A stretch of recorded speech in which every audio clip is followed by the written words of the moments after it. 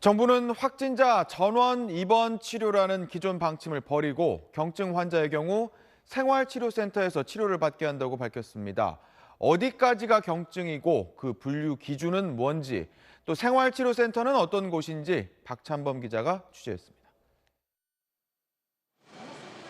증상이 미미한 초기에 경증으로 계속 유지될지 아니면 중증으로 악화할지 가려내기란 매우 어렵습니다.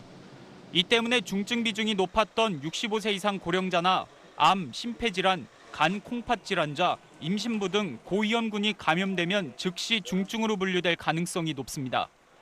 경증 환자로 분류되면 병원 대신 국공립연수원 등 지자체 생활치료센터 1인실에 수용됩니다.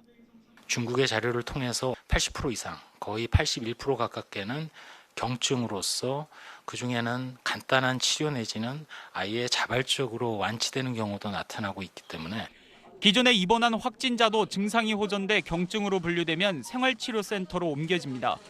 발열이 없고 기침 증세 정도만 보이면 대학병원 입원 치료를 받을 필요는 없다고 보고 있습니다. 병원에서는 사실 별로 해줄 일이 없는데도 바이러스 유전자가 나온다는 이유만으로 병원에 붙들고 있었던 경우가 많았는데 그런 분들은 퇴원을 해서 시설이나 집에서 자가격리를 하도록 합니다. 경증 환자를 위한 생활치료센터는 우선 환기시설을 제대로 갖춰야 합니다. 또 CT 등 최소한의 의료 장비가 설치 가능해야 하고 환자가 갑자기 악화됐을 때 빨리 이송할 수 있도록 주변에 의료기관이 있어야 합니다. 지자체 간 중증 환자 이송 문제는 국립중앙의료원이 코로나19 전원 지원 상황실이라는 컨트롤 타워를 만들어 직접 관리하기로 했습니다. SBS 박찬범입니다.